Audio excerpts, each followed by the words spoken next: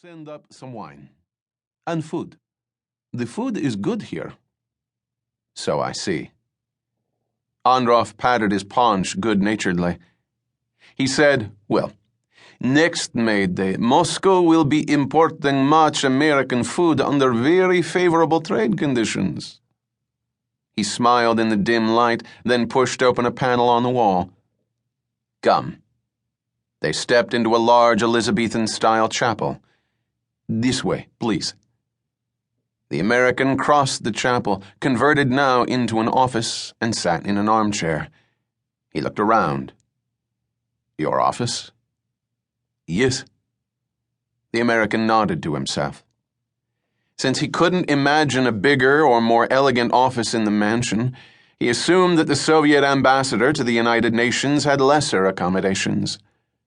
Viktor Androv, the chief KGB resident in New York, was obviously top dog. Androv said, Your old friend will be here shortly. He lives close by. But there is time for us to have a small drink first. The American looked toward the far end of the chapel. Above what had once been the altar hung portraits of Marx, Engels, and Lenin, the Red Trinity. He looked back at Androv. Do you know when the stroke will occur? Androv poured sherry into 2 glasses. Yes. He passed a crystal glass to the American. The end will come on the same day it began. He raised his glass. The 4th of July. Na zdrowie. The American responded, Na zdrowie. Chapter 1. Patrick O'Brien stood on the 69th floor observation roof of the RCA building in Rockefeller Center and looked off to the south. The skyscrapers fell away like a mountain range into the valley of the shorter buildings downtown, then climbed again into the towering cliffs of Wall Street. O'Brien spoke to the man beside him without turning. When I was a boy, the anarchists and communists used to throw bombs on Wall Street. They killed a few people, mostly workers, clerks, and messengers. People of their own class, basically. I don't believe they ever got one capitalist in a top hat or interrupted 5 minutes of trading on the floor. The man beside him, Tony Abrams, whose late mother and father had been communists, smiled wryly. They were making a symbolic statement.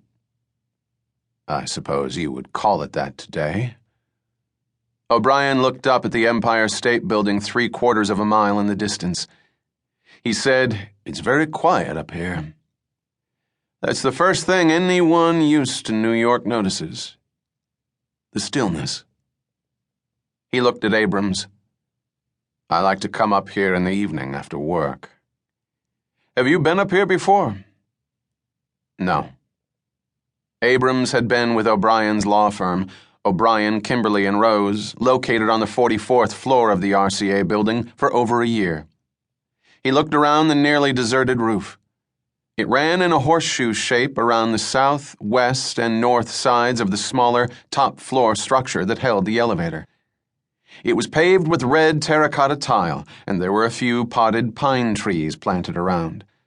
A scattering of tourists, mostly Oriental, stood at the gray iron railings and snapped pictures of the lighted city below.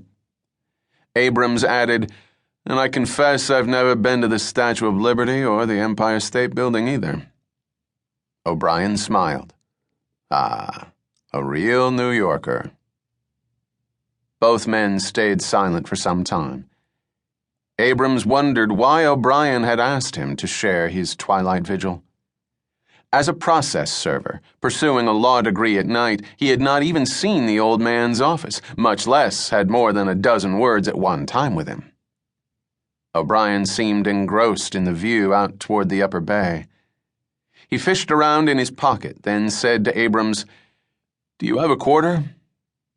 Abrams gave him a quarter.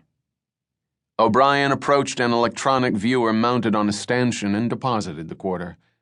The machine hummed. O'Brien